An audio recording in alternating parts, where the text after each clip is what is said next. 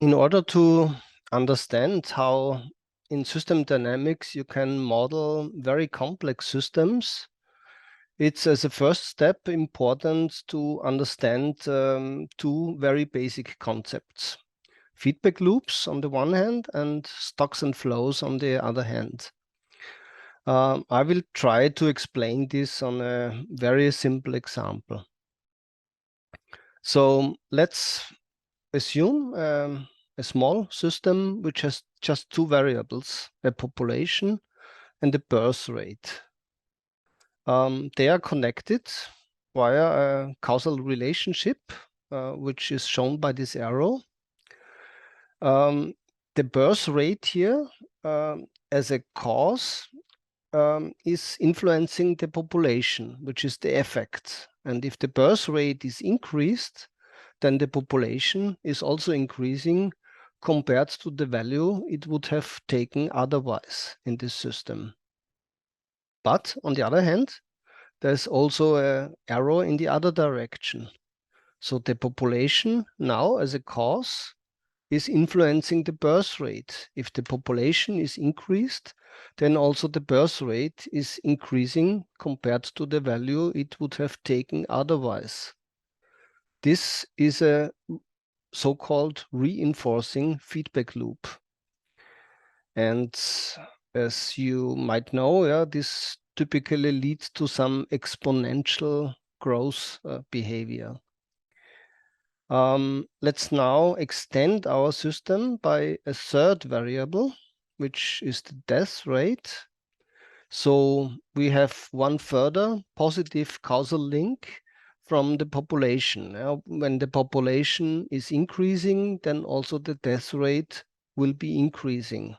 But in the other direction, we have now a negative causal relationship. If the death rate is increasing, it will decrease the population below the value it would have taken otherwise. This is a so-called balancing loop. So we see here with this in these causal loop diagrams, we can also already depict very well the loop structure of complex systems. But in order to have a model that can be really simulated, and you want to have a quantitative model, you need a second concept, and I will also show you this in this very simple example. It's the stocks and flows. So here, these three variables are not treated on the same level, but we distinguish here between the population, which is a stock variable. Stock variable can only be changed over time by means of an inflow, which is the birth rate here, or an outflow, which is the death rate.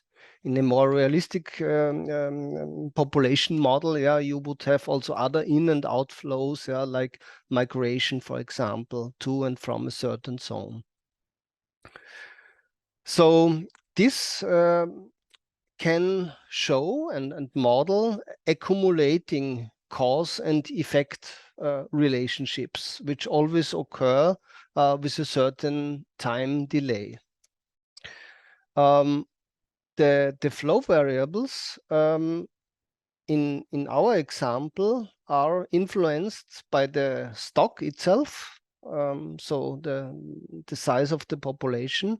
They could also be influenced by arbitrary other parameters. For example, the death rate would depend on the average lifetime.